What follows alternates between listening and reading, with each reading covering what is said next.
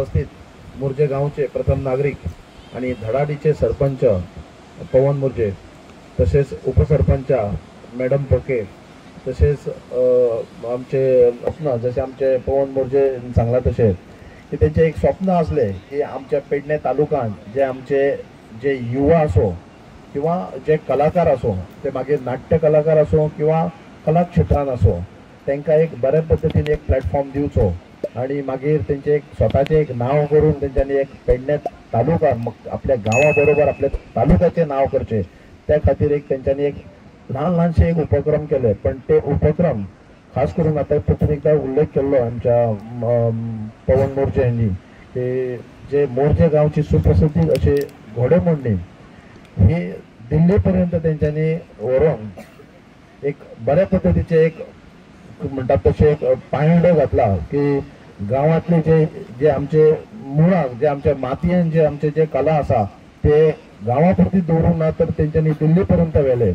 आणि आयज ह्या संस्थेक 32 वर्सां पुराय जातात आणि ह्या 32 वर्सांत जायते त्यांच्यानी कार्यक्रम राबवल्यात. आताच एक आयज शिवजयंती निमित्त आयज लहान लहान भुरगे आमचे जे स्कुलाचे ते एक किल्लो बांदपाचो हांगासर एक कार्यक्रम म्हणजे कॉम्पिटिशन दवरला.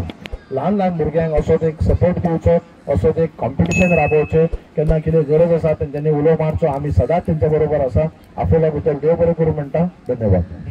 या संस्थेचं मी खूप खूप अभिनंदन करतो, कारण अशी स्पर्धा मला वाटतं संपूर्ण गोव्यामध्ये अशी स्पर्धा होत नाही जी आपल्या पेडणे तालुक्यात आणि मोर्जे गावात ही संस्था करते. म्हणून ही संस्था या कौतुकास पात्र आहे. मी सर्वांना एक विनंती करेन की त्यांचं या सभासदांचं टाळ्या वाजवून त्यांचं अभिनंदन करावं. शिवजयंती 2 दिसा पयलींच जाली.